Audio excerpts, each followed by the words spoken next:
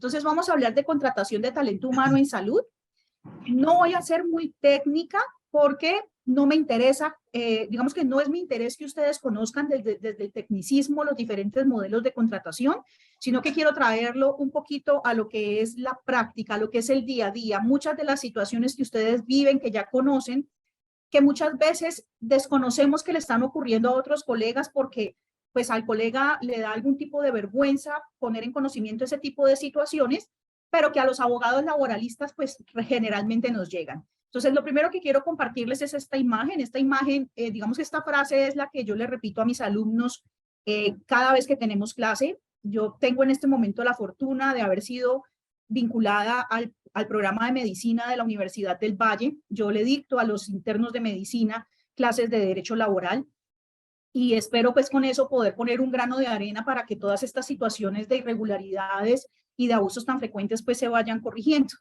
Esta frase es muy corta, pero dice muchísimo, y es: cuidado con lo que toleras, le estás enseñando a las personas cómo tratarte. Parte de las quejas recurrentes de los médicos en el país, tanto generales como especialistas, es que no existen normas que les protejan. Y la verdad es que las normas sí existen. Lo que pasa es que frente al sistema hemos tomado una posición un poco lapsa en materia de exigencias de cumplimiento de esa normatividad que sí existe. Entonces, esto es esencial. Muchas veces no es lo que la ley tenga dispuesto a favor de nosotros como trabajadores o como contratistas, sino que realmente no estamos o estamos permitiendo o estamos tolerando algunas conductas que definitivamente pues no son sanas. Cuando hablamos de conductas que no son sanas, y antes de entrar a ver los modelos, yo quisiera mostrarles a ustedes algunos hábitos laborales en salud que realmente son preocupantes. ¿Por qué quiero empezar con los hábitos y luego pasar a los modelos? Porque si ustedes me preguntan en este momento cuál es el mejor modelo de contratación, yo voy a tener que contestarle como contestamos regularmente los abogados y a las personas les molesta muchísimo, pero la única respuesta es depende.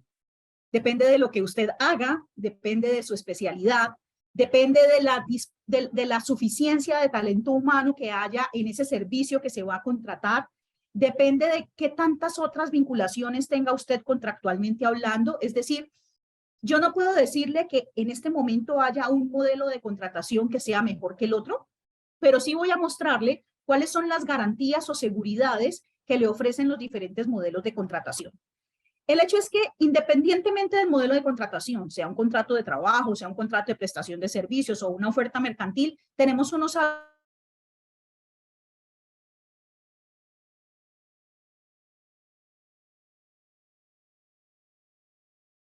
y la primera incertidumbre laboral que usted tiene es que a usted le da miedo vincularse a un nuevo trabajo y no saber si ahí le van a pagar o le van a cumplir.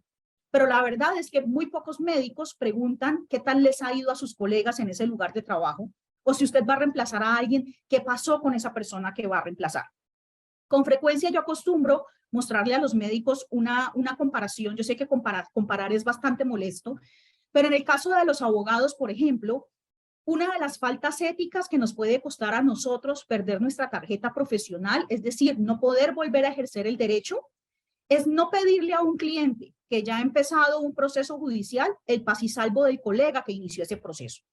Si yo no pido ese paz y salvo, yo puedo exponerme a que el Consejo Superior de la Judicatura me suspenda mi licencia, mi tarjeta profesional y por lo tanto no pueda ejercer. Difícilmente uno ve que los médicos hagan ese tipo de averiguaciones o hagan ese tipo de preguntas. Entonces, tenemos que empezar también a tener una identificación gremial, una identificación con lo que le pueda estar pasando al otro. Si yo tengo miedo de que no me paguen, pues lo primero que tengo que hacer es preguntar qué pasó con la persona que estaba ahí. Y si puedo hablar con él o con ella, pues entonces verifico si realmente le pagaron o no. Si no le han pagado a esa persona, hay una alta probabilidad de que tampoco me paguen a mí. Esa es una realidad a voces. Vamos a hablar de eso más adelante porque siempre creemos que conmigo va a ser distinto. Y la realidad o la experiencia nos muestra situaciones muy diferentes. El segundo hábito es la vergüenza. Entonces, ¿qué nos da vergüenza? Nos da vergüenza cobrar. Nos da vergüenza decirle a las instituciones, mire, ya se pasó el término de pago y usted no me ha pagado. ¿Por qué? Porque creemos que las instituciones van a pensar que somos problemáticos y es probable que sí lo piensen. Pero el hecho de que las instituciones piensen que somos problemáticos por el solo hecho de cobrar lo que ya hemos trabajado y lo que a lo que contractualmente tenemos derecho, se deriva precisamente de esa de esa laxitud que hemos manejado con los términos de contratación. No le podemos pagar ahora, doctor, pero le vamos a pagar en 15 días más o en un mes más o en 2 meses y se nos va pasando el tiempo, pero nunca fuimos capaces siquiera de realizar el cobro de lo que nos deben. Es importante que empecemos a cobrar porque recuerden que a partir del año 2020 hay la posibilidad de cobrar intereses por mora sobre las facturas que no me hayan pagado. Pero el requisito para poder cobrar esos intereses por mora es precisamente que yo haya realizado un cobro. Otro de los hábitos dañinos. A mí me encanta este dibujito porque hay algo muy curioso y es que a usted no le pagan y yo no sé si esto es un mal juego de la mente para darle alguna tranquilidad a usted, pero generalmente ustedes dicen que están ahorrando esa plata que no les han pagado y eso es mentira. Si quieren ahorrar, entonces pongan ese dinero en un CDT, préstelo a sus amigos, préstelo a su familia, pero no deje el dinero en las instituciones creyendo que es un ahorro. Los abuelos solían decir que como es el desayuno, uno sabe cómo es el almuerzo. Entonces, si no me pagan desde el inicio, pues yo no puedo pretender que más adelante efectivamente se me pongan al día.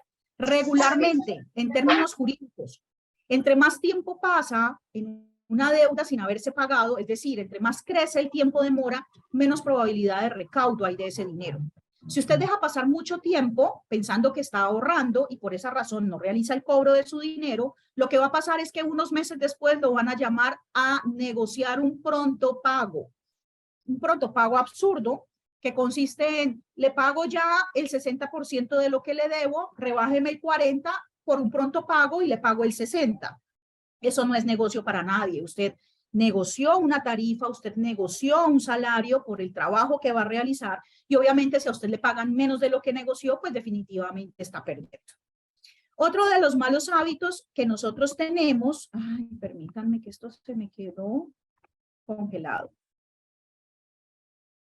Otro de los malos hábitos que nosotros tenemos es pensar que nunca es un buen momento para renunciar.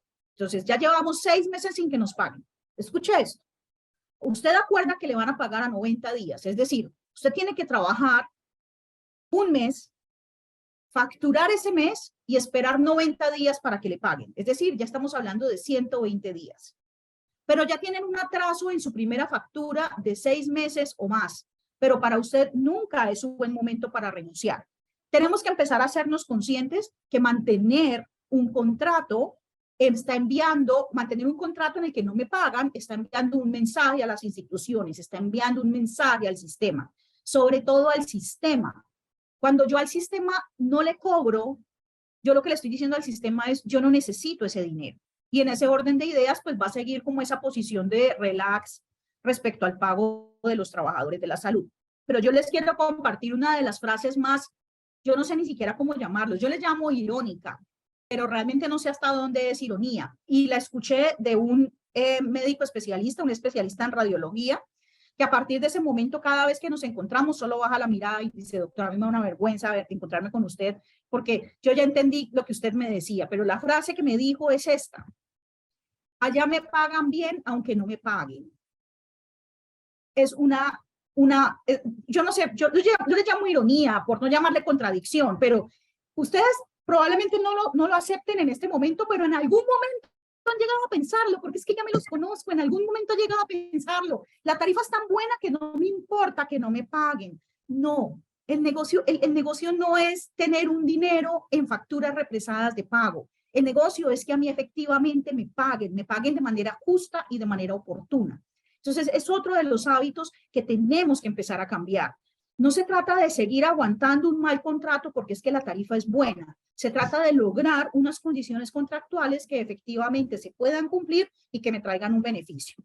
Y por último, definitivamente uno de los hábitos más reprochables dentro de lo que es el comportamiento de los médicos en el ejercicio profesional, yo no entiendo por qué. O sea, yo quisiera que en algún momento Discovery Network viniera a Colombia e hiciera una investigación de por qué al colega le encantaría tener el trabajo del que no le pagan. O sea, realmente no entiendo, pero es como ese temor de yo no renuncio porque es que si renuncio hay un montón de colegas detrás de mi trabajo, pero doctor, sus colegas saben que hace 8 meses no le pagan. Claro, todo el mundo sabe que aquí no pagan, entonces no entiendo realmente ¿Cuál es esa necesidad de querer vincularse con instituciones que ya sabemos que no pagan? Entiendo que las instituciones tienen dificultades financieras que provienen del mismo funcionamiento del sistema. Y es ahí donde tenemos que empezar a hacer una revisión muy seria de cómo está funcionando el sistema y qué es lo que necesitamos para que el flujo de dinero dentro del sistema sea mucho mejor, mucho más frecuente y efectivamente permita el cumplimiento de todas las obligaciones. Pero también es cierto que hay instituciones que toman el pago atrasado o el pago parcial como un modus operandi para poder seguir generando algún tipo de ingreso adicional para la institución. Entonces, debemos ser, digamos que, un poco cuidadosos y debemos empezar a ser muy conscientes de esa necesidad absurda de pretender el trabajo del otro colega al que no le pagan. Es más, usted no debería pretender el trabajo de ningún colega. Lo ideal es que el colega que yo tengo a mi lado, el colega que estudió conmigo, el que conozco, el que estoy formando, tenga condiciones laborales tan buenas como las mías, porque en ese sentido, pues entonces vamos a ir cuidando esas condiciones laborales de manera recíproca. Viendo ya que tenemos unas dificultades de hábitos dentro del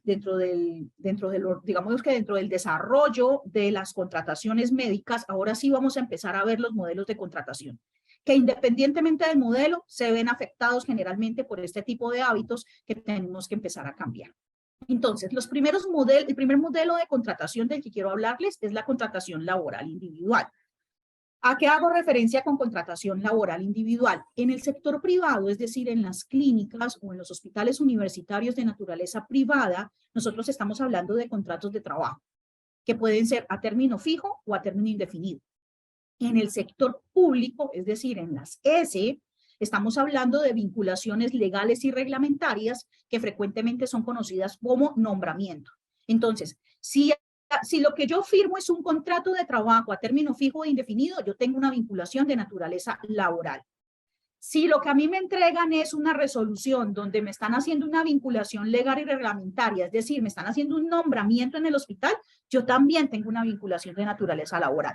Y el tener una vinculación de naturaleza laboral, pues me trae algunos derechos.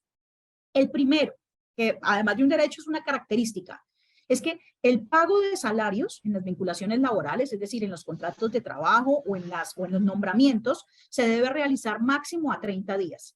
No se puede acordar un pago superior a 30 días. A mí o me pagan semanalmente, o me pagan quincenalmente, o me pagan mensualmente, pero no se puede acordar el pago a más de 30 días. Eso sería el máximo de plazo para el pago de mi salario. Segundo, tengo derecho a todas las prestaciones sociales. ¿Qué debo entender por prestaciones sociales? Aquellos derechos laborales o aquellas acreencias laborales que están a favor del trabajador y que son, digamos que extra al salario mensual. Estoy hablando particularmente de las cesantías, estoy hablando de los intereses a las cesantías, estoy hablando de vacaciones y estoy hablando de primas de servicio. Es muy triste encontrarse médicos, voy a hablar particularmente médicos contemporáneos a mí, yo tengo 43 años, encontrarme médicos entre 40 y 50 años que dicen, nunca he recibido una prima de servicios, nunca he tenido derecho a unas vacaciones. Me voy de vacaciones y las vacaciones implican que yo tenga que trabajar el triple o el cuádruple un mes antes para dejar al día mis obligaciones, para poder canjear con mis compañeros de turno los turnos en los que voy a estar ausente, pero adicional a eso para cubrir todos los gastos mensuales más los gastos de vacaciones. Pero es algo muy frecuente. Quizás con médicos de mayor edad uno alcanza a ver que sí llegaron a percibir en algún momento prestaciones sociales, pero la realidad es que los médicos más o menos entre los 30 y los 55 años suelen decir que no han recibido en ningún momento de su ejercicio profesional prestaciones sociales. En la contratación laboral tenemos una jornada máxima legal.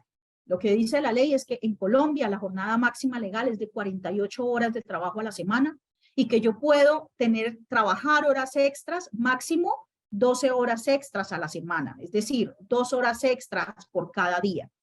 Eso quiere decir que la jornada máxima legal en Colombia es de 60 horas. Si yo tengo un contrato de trabajo, yo voy a trabajar máximo 60 horas, de las cuales 48 horas van a ser mis horas ordinarias y me van a pagar con un recargo, dependiendo de si es hora nocturna o hora diurna, esas horas extras que serían mi jornada adicional. ¿Por qué es importante el tema de la jornada? Porque definitivamente las jornadas extenuantes desde el punto de vista laboral en los médicos están llegando a unos términos inadmisibles. Yo suelo hacerles mucho el ejercicio a los especialistas de primera especialidad. Tengo entendido que ustedes son especialistas de primera especialidad, pero una primera especialidad muy larga. Sería bueno poder empezar a mirar el impacto que tiene el ser especialista de primera especialidad y pensando más que todo en un escalafón salarial. Pero, por ejemplo, hablando de anestesiólogos, hablando de pediatras, el promedio de horas trabajadas por un anestesiólogo o un pediatra como especialistas de primera especialidad en servicios de urgencias es de 96 horas semanales. Estamos hablando de casi 400 horas al mes.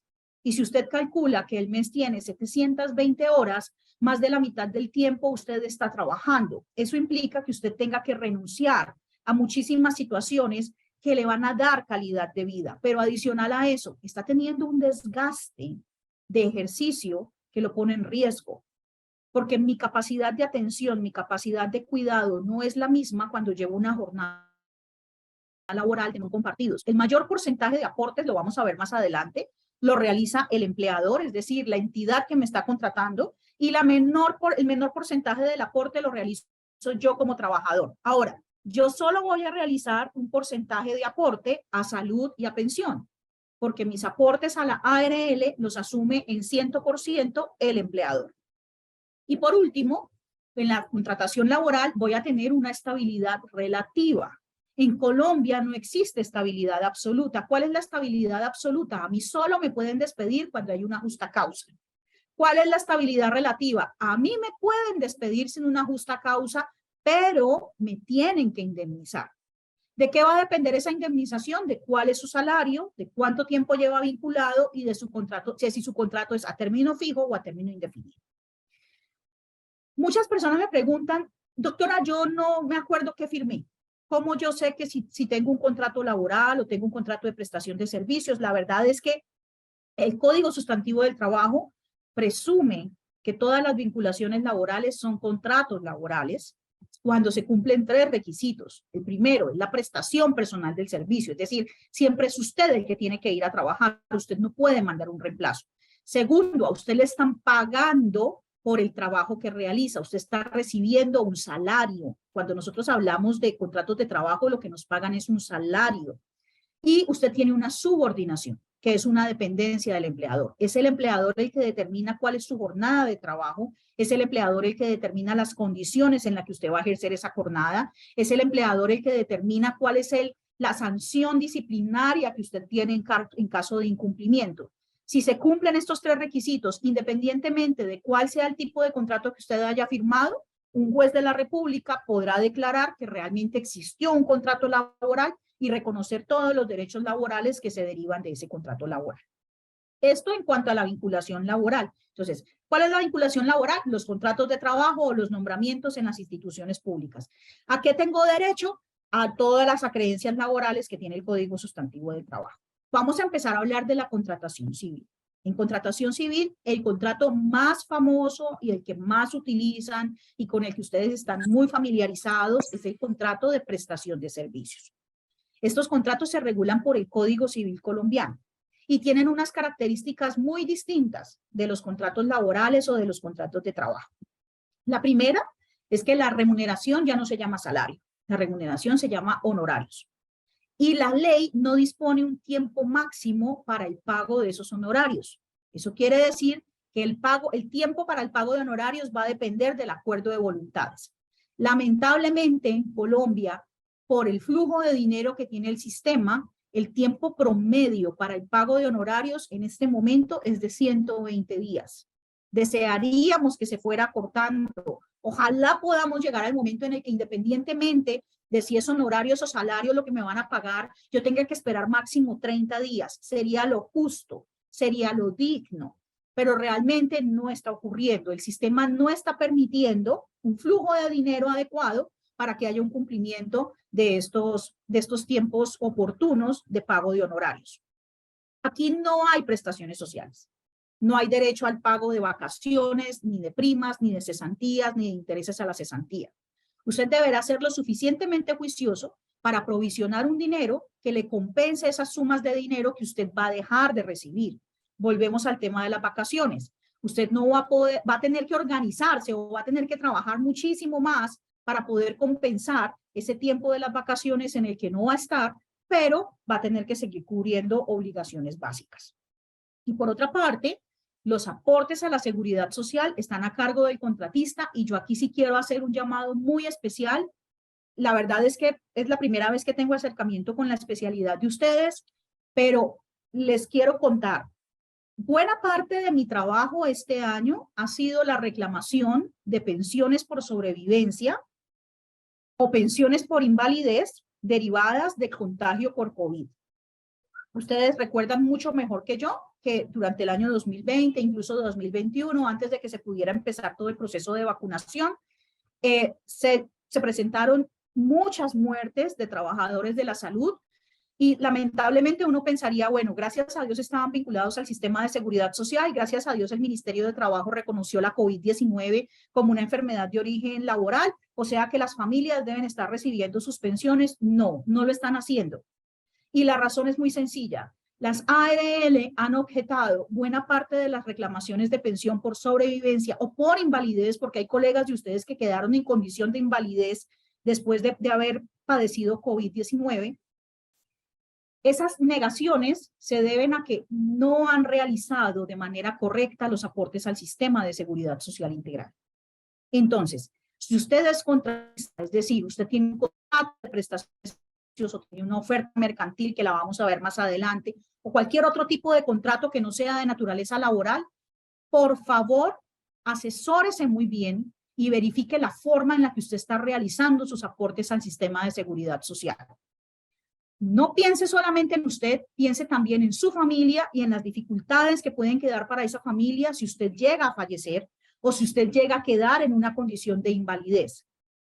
El que los aportes al sistema de seguridad social estén a cargo de cada uno de los contratistas es quizás la responsabilidad más grande que recae sobre sus hombros cuando usted firma un contrato de prestación de servicios o un contrato que no sea de naturaleza laboral.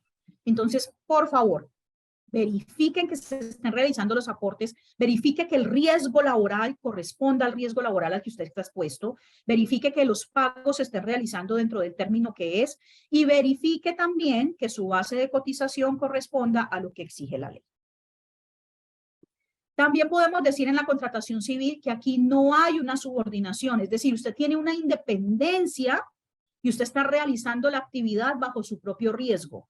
Y digamos que es una característica que los abogados cuestionamos mucho en materia médica, porque realmente, si bien es cierto, yo siempre asumo como profesional de la medicina una responsabilidad médico-legal, yo no tengo por qué asumir el riesgo, por ejemplo, de procesos administrativos o procesos asistenciales que no dependen directamente de mí. Estoy hablando particularmente.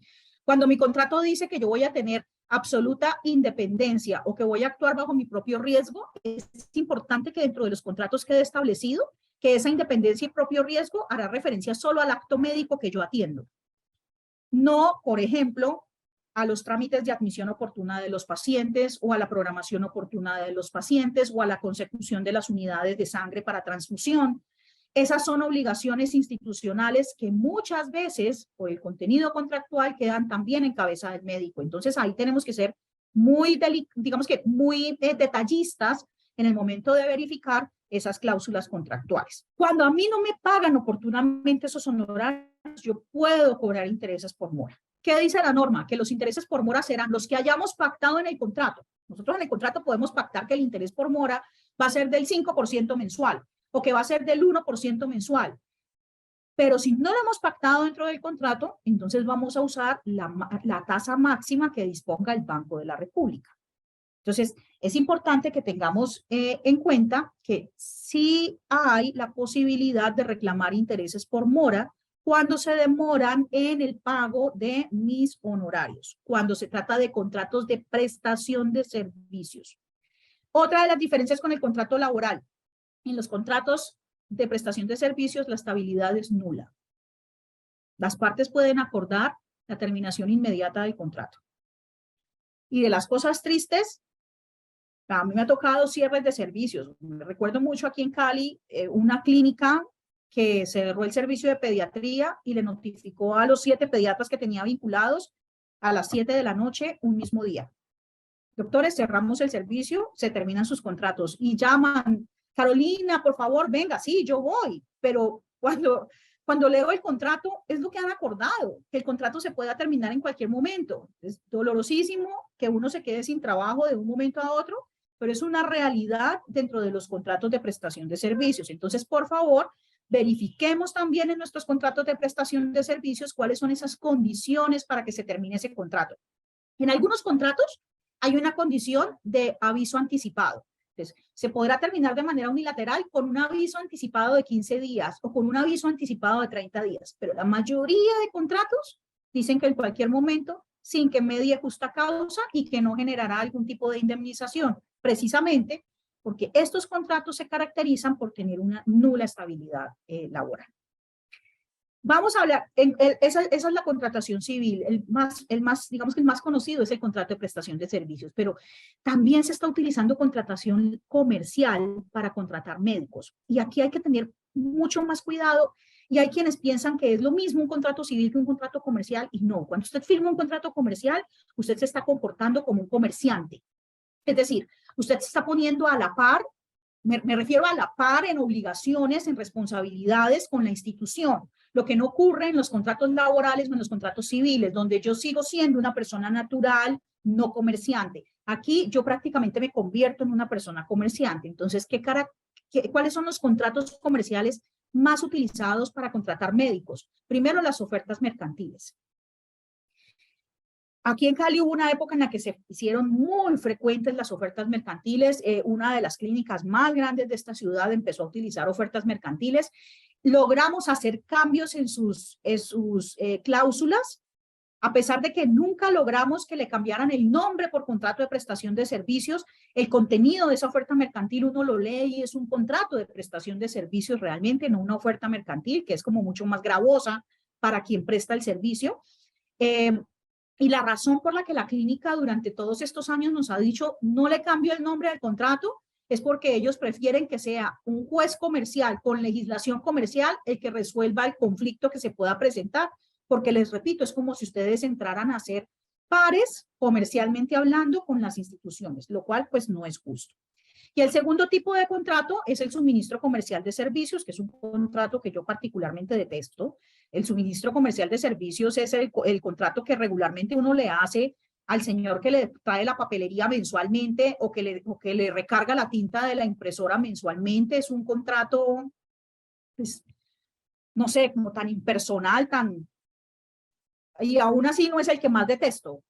Si vamos a hacer un paréntesis, el que más detesto ni siquiera lo incluí en la presentación, pero por favor jamás firmen contratos de arrendamiento, porque lo que le están ofreciendo a los médicos en este momento son contrato de arrendamiento de servicios.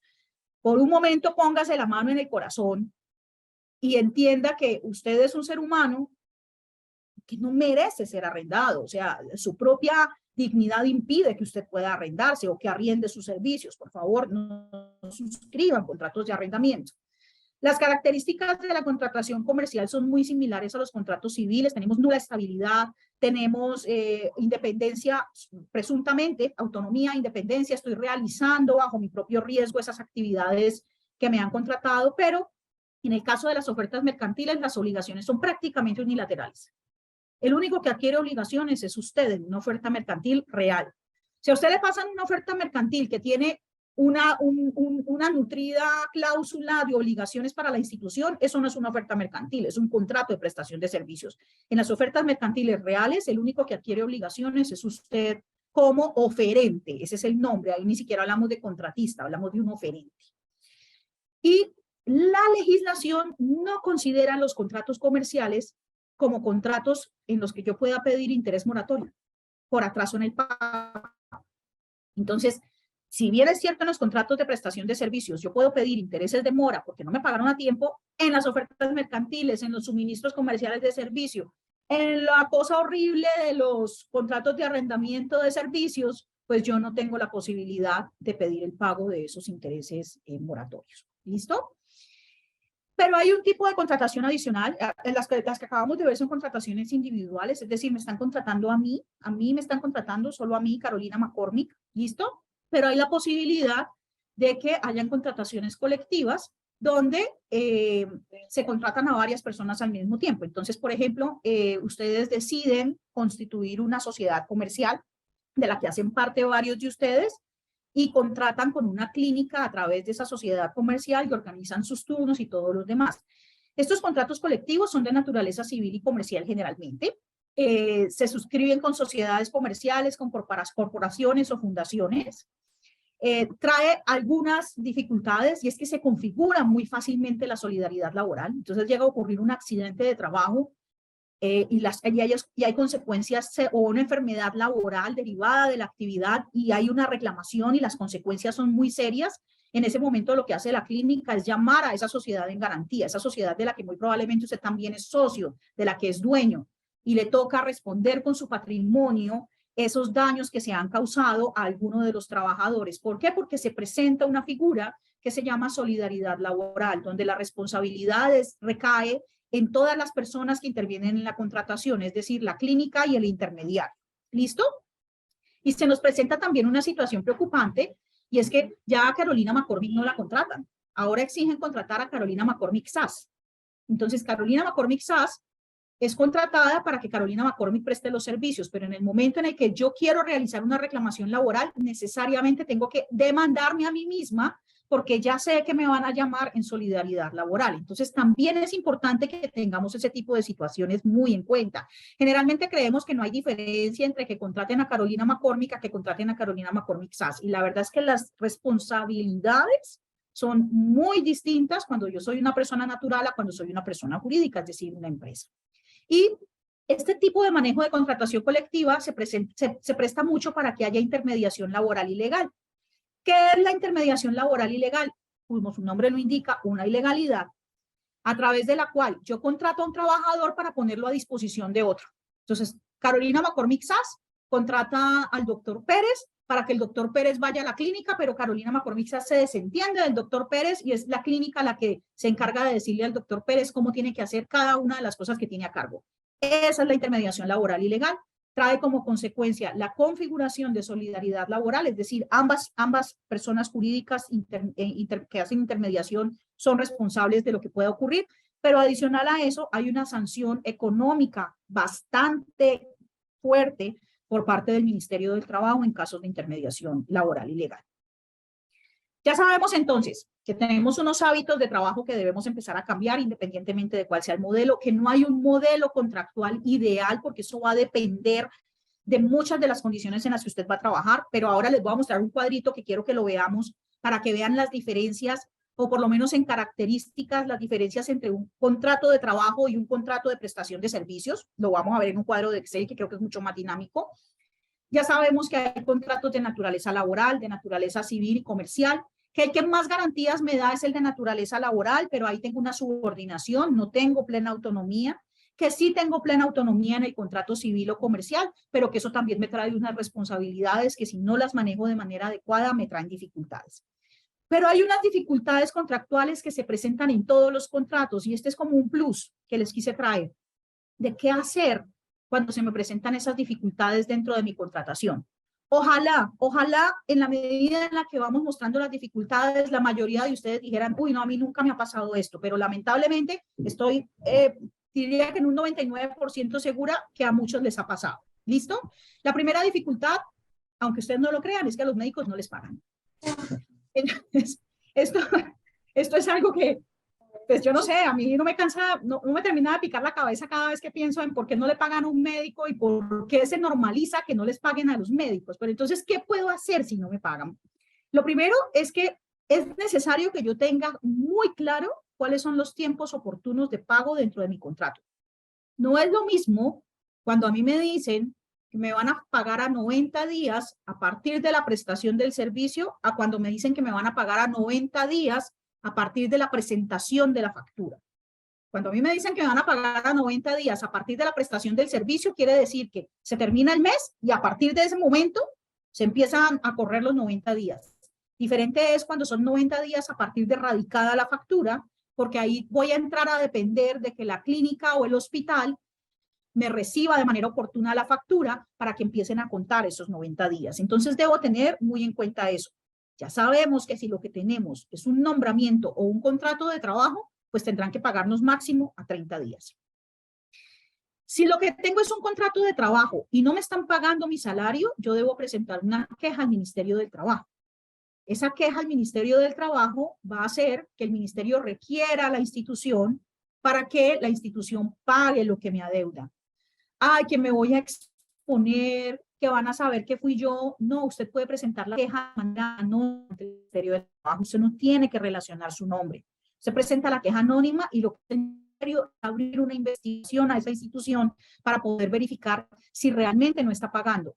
Digamos que cuando no me pagan salarios, la situación suele ser muy crítica, porque el salario es la obligación primordial de las instituciones. Cuando una institución deja de pagar salarios es porque ya dejó de pagar seguridad social y eso es un riesgo gigante.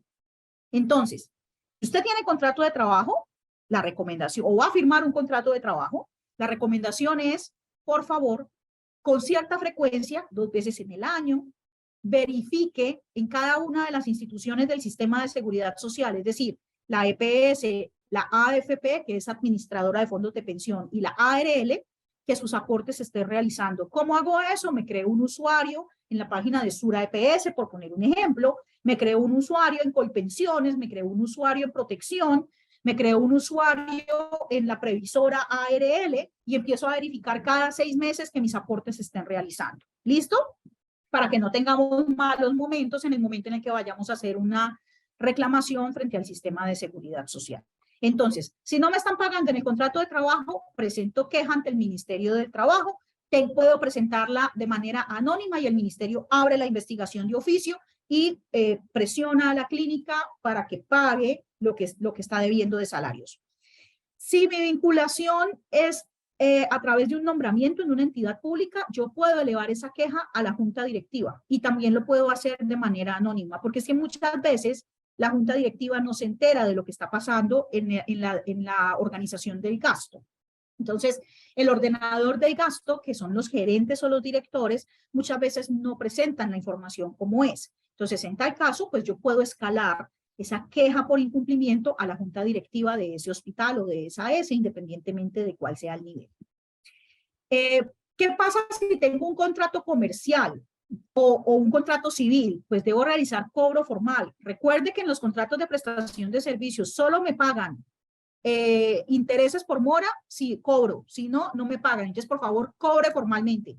Mande un correíto, redacte una carta si quiere a mano. Mire, ya han pasado 30 días desde el momento en el que se me debería realizar el pago. Por favor, dígame cuándo se va a efectuar, pero que quede constancia de que usted ha cobrado. Es decir, usted no tolere esa mora en el pago.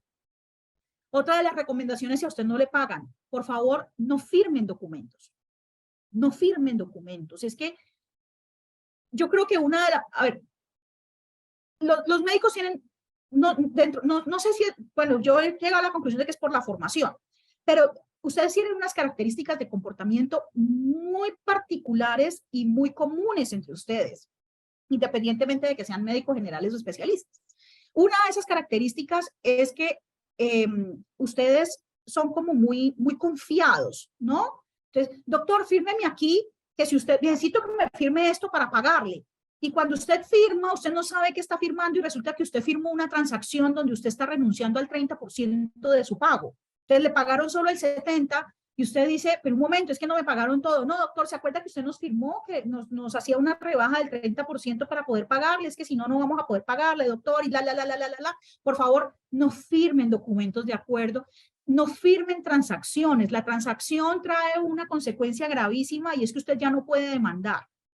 Cuando yo firmo transacciones, en la transacción yo estoy diciendo que yo renuncio a cualquier reclamación judicial. Entonces, por favor, no firmen documentos sin leer. ¿Listo?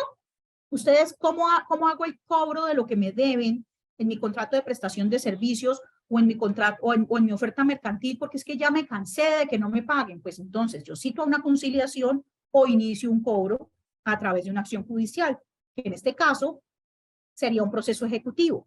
¿Por qué? Porque voy a cobrar el pago de las facturas que he erradicado y no me han pagado. Entonces, digamos que son las maneras en las que puedo hacer. Y, ojo aquí, si usted tiene un contrato de prestación de servicios, si usted tiene una oferta mercantil, si usted tiene un contrato de suministro, Dios quiera usted jamás tenga un contrato de arrendamiento, pero si lo llegara a tener y es su único trabajo y usted es cabeza de hogar, la acción de tutela procede. Y a través de acción de tutela usted puede pedir que le paguen todo lo que le adeudan. ¿Qué requisitos debo cumplir para que el juez de tutela me tutele el derecho y le ordene a la clínica que me paguen 48 horas o al hospital? Debo tener solo ese ingreso y debo ser cabeza de hogar. ¿Listo? Para que lo tengan presente. Otra de las dificultades que se me pueden presentar independientemente del tipo de contrato, yo no sé si a ustedes les ha pasado, pero esta fue una de las experiencias más traumáticas que yo he tenido dentro del ejercicio profesional. A un grupo de médicos les impidieron el ingreso a las instalaciones. Ellos, cuando les dijeron no se puede entrar, están haciendo algo, reparaciones, yo qué sé, se fueron para su casa y al día siguiente les terminaron el contrato por incumplimiento. Usted no se presentó, doctor. No, pero yo vine, el señor del parqueadero me vio, no sé qué. No había ninguna prueba de que hubiesen llegado y les terminaron el contrato por incumplimiento del contrato.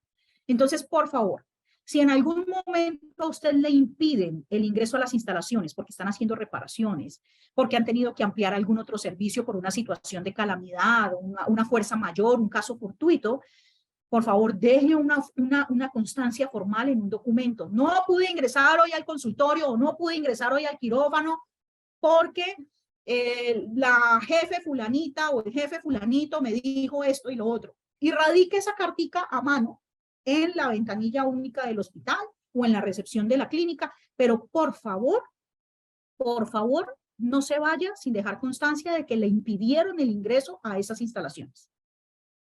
Ya pasó. Es una realidad. Esto no son cuentos traídos de películas de Steven Spielberg, o sea, es la realidad. Son comportamientos cuestionables que algunas instituciones, en este caso fue una institución pública, ha tenido con sus médicos para poder desvincularlos argumentando un incumplimiento. Las instituciones tienen la obligación de cuidar su salud. La mayoría de instituciones no la cuidan. Particularmente estoy hablando de suministrar los elementos de protección personal necesarias. Las mayores reclamaciones hechas durante el año 2020 es no me entregaron los elementos de protección personal para protegerme del COVID. Y eso nos ocasionó muertes, eso ocasionó que de donde no hubiese dinero, ustedes tuvieran que sacar dinero para poder comprar sus propios elementos de protección personal. Los sistemas de gestión de seguridad y salud en el trabajo establecen que esa es una obligación de las instituciones. Durante el COVID, esa obligación se derivó también a las ARL y se formó una situación hartísima donde la ARL responsabilizaba a la institución, las instituciones responsabilizaban a la ARL y en últimas nadie quería responder. Por favor, las instituciones, independientemente del tipo de contrato que yo tenga, no importa si es laboral, no importa si es civil, no importa si es comercial, tienen la obligación de cuidar mi salud. Y esto es tan importante como el cuidar mi salud. Tienen que preservar por mi seguridad. Cuando una persona, por ejemplo, esto es un caso que ha ocurrido en muchos hospitales y clínicas, cuando una persona entra armada y me amenaza con un arma y se pone en riesgo mi vida, ¿no? Pues sí, mi existencia, la institución tiene la obligación de asumir todas las medidas de seguridad y debe tener un protocolo de seguridad aprobado dentro de su sistema de gestión y difundido dentro de su sistema de gestión para resolver esas situaciones protegiéndome como contratista o como trabajador. Igualmente ocurre cuando me agreden pacientes. De ahí que sea tan importante que ustedes reporten las agresiones físicas o verbales. En consulta externa ocurre con mucha frecuencia. Hay casos muy lamentables de pacientes o familiares que pierden los estribos y los amenazan o los agreden. Por favor, las instituciones tienen la obligación, es una obligación que se deriva de una resolución del Ministerio del Trabajo, tanto para públicas como privadas, tienen la obligación de establecer un protocolo para proteger su vida y su salud en ese tipo de situaciones. También se debe proteger la salud mental. La salud mental no es una leyenda, no es un mito, la salud mental es una realidad y la pospandemia nos ha dejado unas secuelas en salud mental inmensas dentro de la comunidad médica. Entonces, por favor, cuide su salud mental y hágale un llamado a las instituciones para las que usted trabaja, para que ellos de manera conjunta con usted se encarguen del cuidado de la salud mental. Si no tenemos una buena salud mental, nuestro desempeño profesional necesariamente se va a afectar y con él vamos a afectar a terceras personas pues, que no tienen, digamos que derecho a eso. Una de las situaciones muy frecuentes es el acoso laboral, independientemente del tipo de contratación. Y aquí es donde yo les pido que por favor revisen si han llegado a ser víctimas de acoso y lo hagan de manera consciente, porque es que hay algo muy particular y es que en medicina muy frecuentemente las condiciones de acoso se confunden con exigencias para hacerme mejor. Es que me mantiene gritando el jefe del servicio, pero él lo hace porque quiere que yo sea fuerte. Es que me tratan con palabras oeces, pero lo hacen porque quieren que yo sea un buen médico. No, tenemos que empezar a cambiar eso. El acoso laboral realmente existe.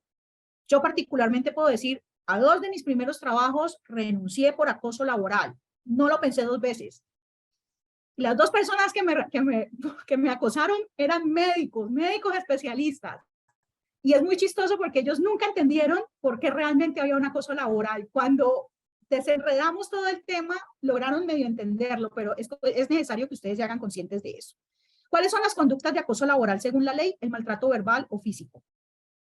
No estén gritando, por favor, al personal de apoyo asistencial, no se estén gritando entre ustedes como colegas. Yo sé que la situación de estrés en un ambiente quirúrgico es gigantesco, en un ambiente hospitalario en general es gigantesco el nivel de estrés que se maneja, pero las conductas de acoso realmente generan mucho daño, mucho impacto y no estamos siendo conscientes de eso. ¿Cómo más acoso laboralmente? Cuando de manera pública uso frases que descalifican el trabajo del otro. Es que usted no sabe, es que usted es muy bruto, es que yo no sé usted qué hace aquí, es que a usted fue que a usted le salió el título en una piñata. Frases discriminatorias incluso por el género son situaciones de acoso laboral.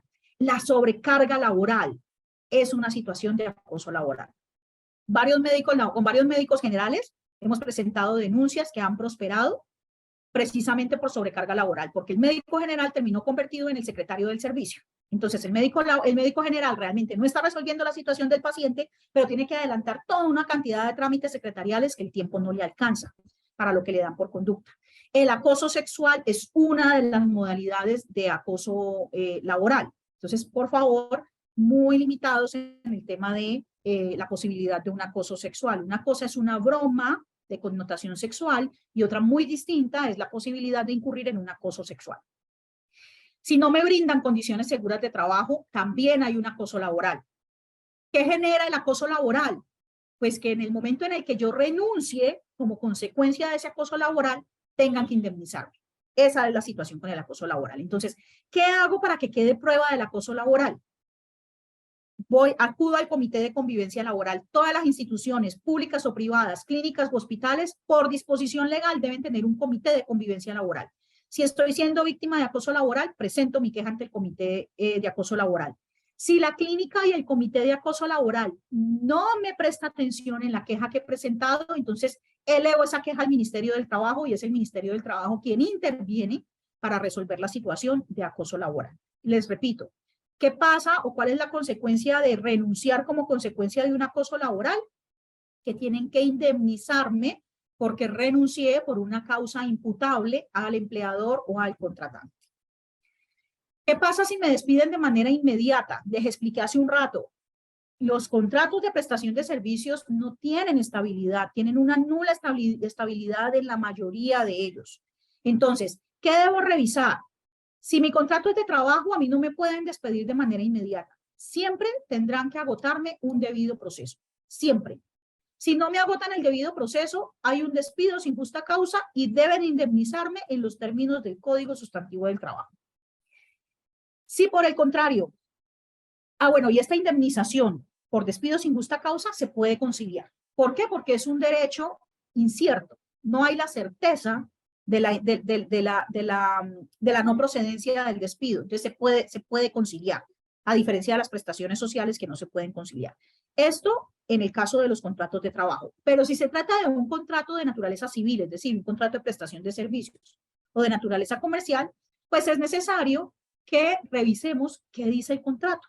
Si el contrato dice que cualquiera de las partes lo puede terminar en cualquier momento, lo lamento, pero no hay nada que hacer. Eso fue lo que usted firmó y aceptó dentro de su contrato.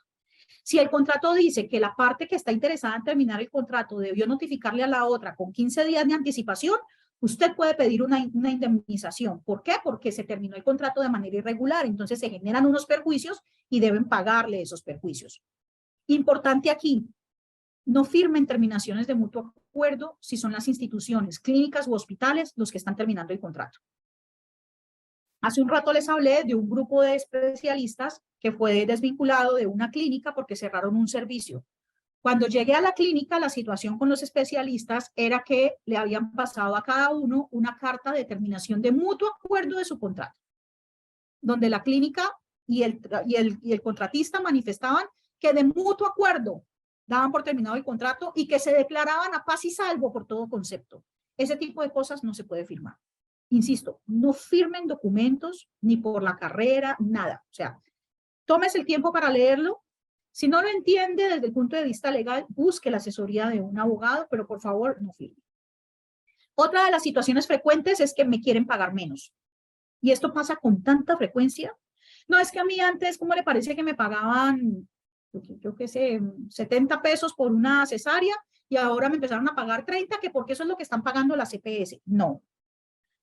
Los contratos deben tener unas tarifas pactadas, deben tener un salario pactado. La única manera de cambiar esas tarifas o ese salario es a través de un mutuo acuerdo, y la prueba de ese mutuo acuerdo es la firma de un otro sí, es decir, un anexo al contrato que modifica ese contrato. ¿En qué casos me pueden cambiar unilateralmente la remuneración a pesar de tener un contrato firmado? Hay una práctica que es muy poco recomendable, y es una práctica donde en la cláusula de pago o en el valor del contrato se establece que ese valor dependerá de las tarifas pactadas entre las aseguradoras y la clínica o el hospital.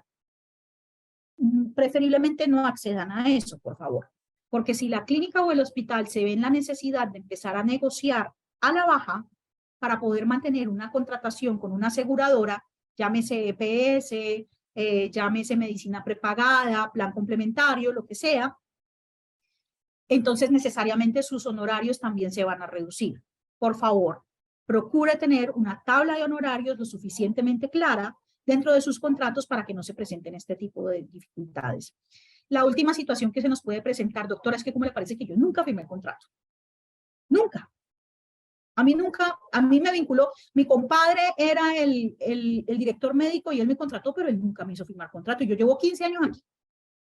Pues les quiero decir, la legislación colombiana dice que cuando no he firmado un documento, pero estoy prestando un servicio personalmente, me están pagando por él y estoy subordinado, se presume que hay un contrato de trabajo.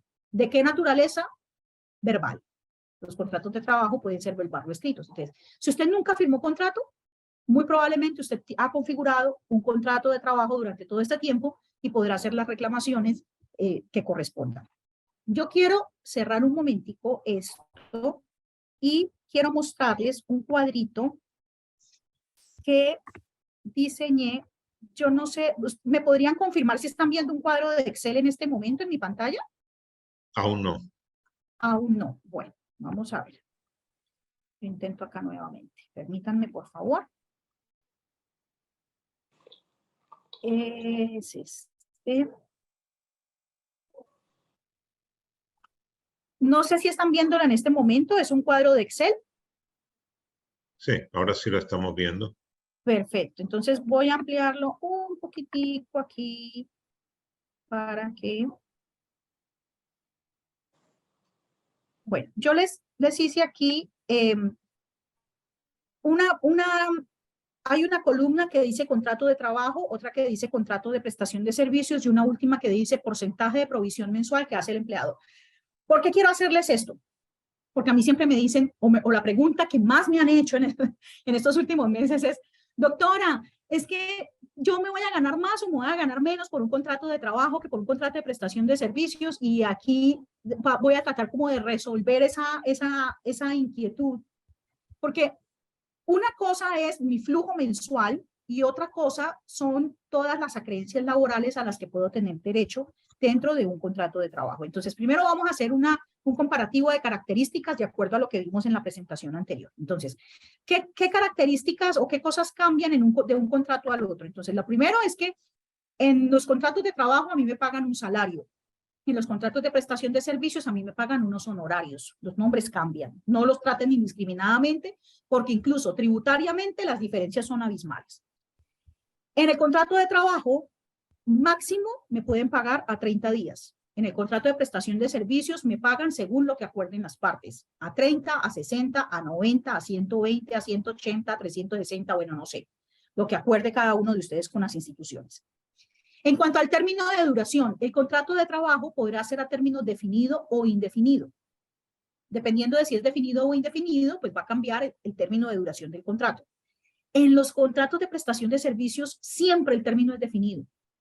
No, nunca van a encontrar un contrato de prestación de servicios a término indefinido. Y si usted llega a tener un contrato de prestación de servicios a término indefinido, usted lo que tiene es un contrato de trabajo, no un contrato de prestación de servicios. Por otra parte, en el contrato de trabajo sí hay una jornada máxima legal. La ley está diciéndome cuánto es lo máximo que yo puedo trabajar en una semana. En el contrato de prestación de servicios yo puedo decidir irme a vivir al hospital o la clínica, mi familia nunca me ve y trabajo las 24 horas de la semana, los 7 días de la semana, y la ley lo permite. Digamos que no hay ese límite. Hablemos de prestaciones sociales y hablemos de lo que le cuesta a una clínica o a un hospital tener a sus trabajadores, en este caso particular vamos a hablar de médicos, vinculados a través de un contrato de trabajo. Entonces, en el contrato de trabajo yo tengo derecho al pago de algo que se llama cesantías, que es lo que está previsto para que en el momento en el que se termine mi contrato de trabajo, yo tenga como un colchón económico mientras consigo un nuevo trabajo. O para que en el momento en el que yo vaya a comprar vivienda, pueda usar esas cesantías que están consignadas en un fondo de cesantías para pagar mi vivienda, independientemente de que mi contrato de trabajo siga vigente. Entonces, en el contrato de trabajo tengo derecho al pago de cesantías. En la prestación de servicios, no. ¿Cuál es la provisión mensual para que las cesantías son un salario al año?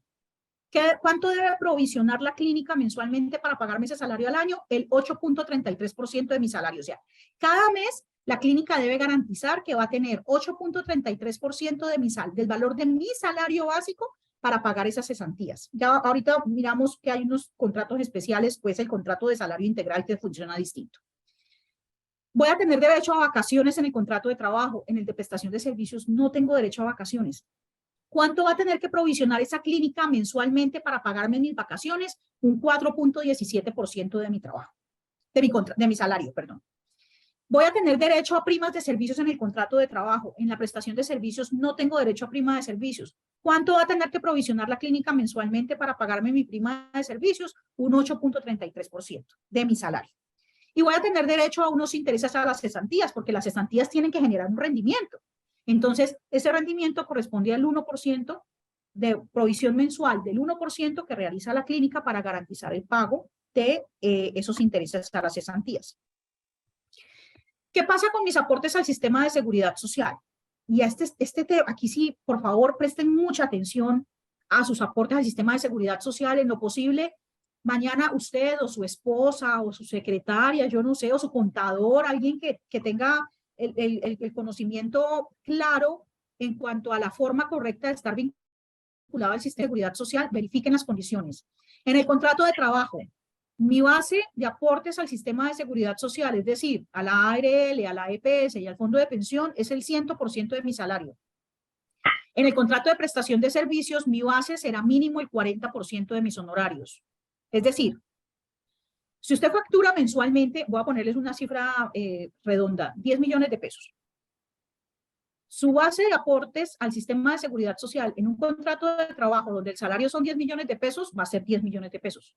Si por el contrario usted tiene honorarios de 10 millones de pesos, usted podrá realizar sus aportes sobre 4 millones de pesos mínimo. Cuando usted realiza aportes sobre el 40% de sus honorarios, Usted tiene que ser consciente que hay la posibilidad de que usted sufra un accidente o padezca una enfermedad de origen común y que tratándose de enfermedades y accidentes de origen común, la incapacidad va a corresponder solo al 66.66% de su base de cotización. Si usted se gana 10 millones de pesos, pero se llega a incapacitar por 30 días por un accidente o una enfermedad de origen común, usted va a recibir una incapacidad de 2.800.000 pesos. Solo el 28% de su ingreso mensual. Y eso es algo que usted debe calcular y que usted debe tener previsto. No solamente para incapacidades, no solamente para licencias de maternidad en el caso de las mujeres. Piense en su pensión y no en la pensión de vejez. Piense en su pensión por invalidez, piense en su pensión en la pensión por sobrevivencia a que va a tener derecho su familia, si Dios no lo permita, usted llega a faltar. Entonces, piense por favor en esas bases de cotización que están utilizando frente al sistema de seguridad social. Los aportes a pensión. Los aportes a pensión se pagan entre empleador y trabajador. Usted como trabajador va a pagar un 4% de su salario cuando es un contrato de trabajo. El excedente restante, que es un 12%, lo paga su empleador, es decir, la clínica o el hospital. En el contrato de prestación de servicios, usted paga el 100%. Ahí nadie le ayuda. Tratándose de aportes a salud, usted va a pagar otro 4%. Es decir, lo que le van a deducir de su salario para pagar seguridad social va a ser el 8% de su salario. El excedente del aporte, un 8.5% para salud y un 12% para pensión, lo va a pagar su empleador, no usted. En el contrato de prestación de servicios, el 100% lo paga usted. Y en cuanto a riesgos laborales, en el contrato de trabajo, a usted no le hacen ningún tipo de descuento por riesgos laborales. En el contrato de trabajo. En el contrato de prestación de servicios, sí tiene que pagar usted el 100% de su aporte a la ARL. Y ojo acá, porque sé que hay neurólogos, hay neurocirujanos que hacen intervencionismo.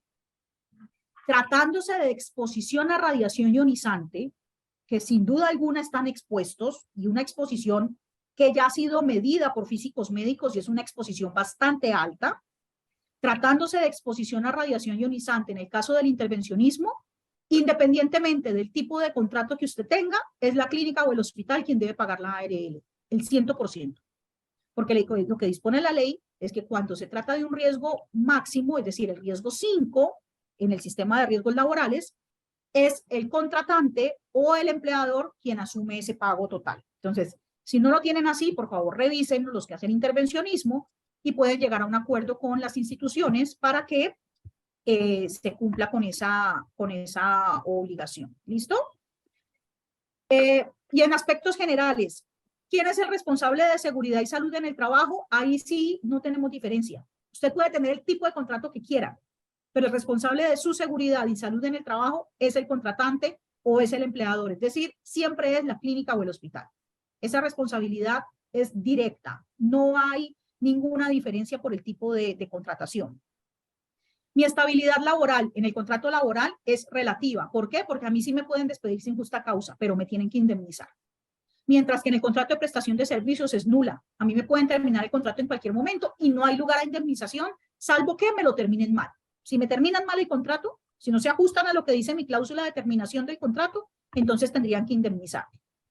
Actividades para las que procede. Yo puedo celebrar contratos de trabajo para las actividades misionales permanentes. Los médicos son trabajadores misionales permanentes, es decir, los médicos, por su actividad, deberían estar vinculados por contratos de trabajo. Todos.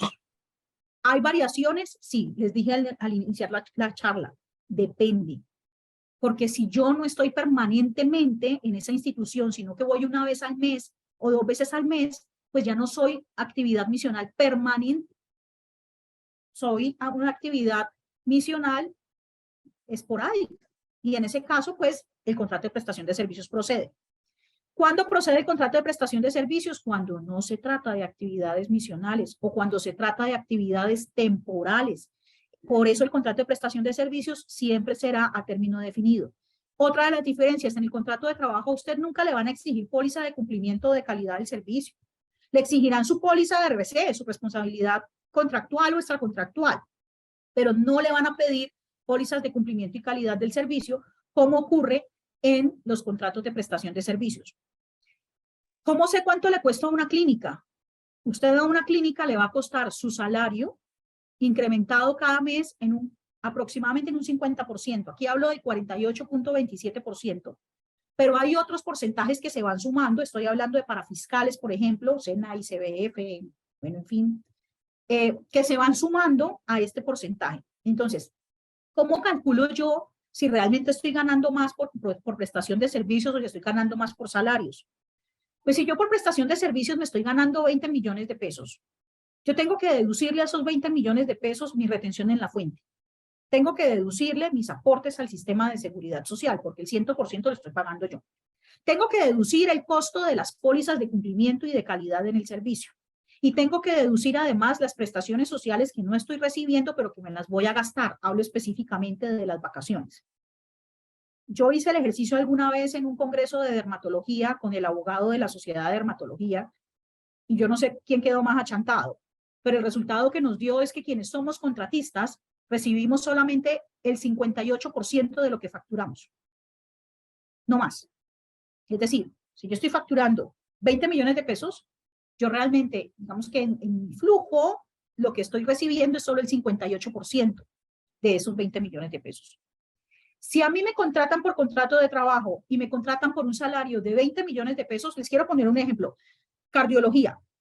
Yo he visto contratos de trabajo de cardiología con salarios de 22 y 25 millones de pesos. Salario básico, no salario integral, salario básico.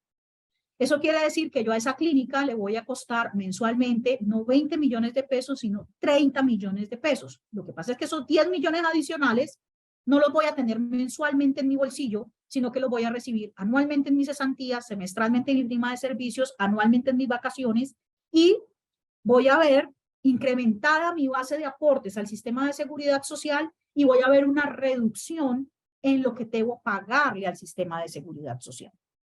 Entonces, si van a analizar el tipo de contrato con el que me voy a vincular a una institución, no solamente se trata de cuánto me van a pagar. Puede que a usted le digan, queremos contratarlo por un contrato de trabajo con salario integral, por ejemplo. ¿Qué caracteriza el salario integral? Primero, me debo ganar más de 10 salarios mínimos con 3 salarios mínimos adicionales para que cubran mis prestaciones sociales. Es decir, mínimo debo ganarme para el año corriente 13 millones de pesos, mínimo. ¿Qué caracteriza el salario integral? Que dentro de esos mínimo 13 millones de pesos están incluidas mis cesantías, mis intereses a las cesantías y mis primas de servicio. No me las pagan, pero mis vacaciones sí me las tienen que pagar. Si me despiden sin justa causa, sí me tienen que indemnizar. Entonces, ¿qué tengo que mirar? Sí, obviamente, usted tiene que echar lápiz, usted tiene que ver si realmente le conviene o no, pero revise también las condiciones de garantía y de seguridad que le da cada contratación.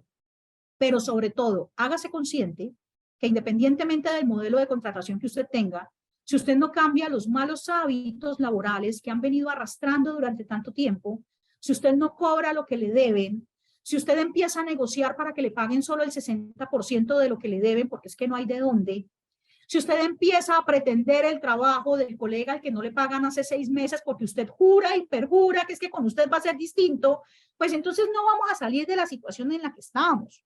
Tenemos que empezar a hacernos conscientes que muchos de nuestros comportamientos son los que están generando graves dificultades dentro de nuestros modelos contractuales. Después de toda esta carrera, ahora sí, agradecer muchísimo su atención y por supuesto atender las dudas que puedan llegar a tener. Muchas gracias por su atención.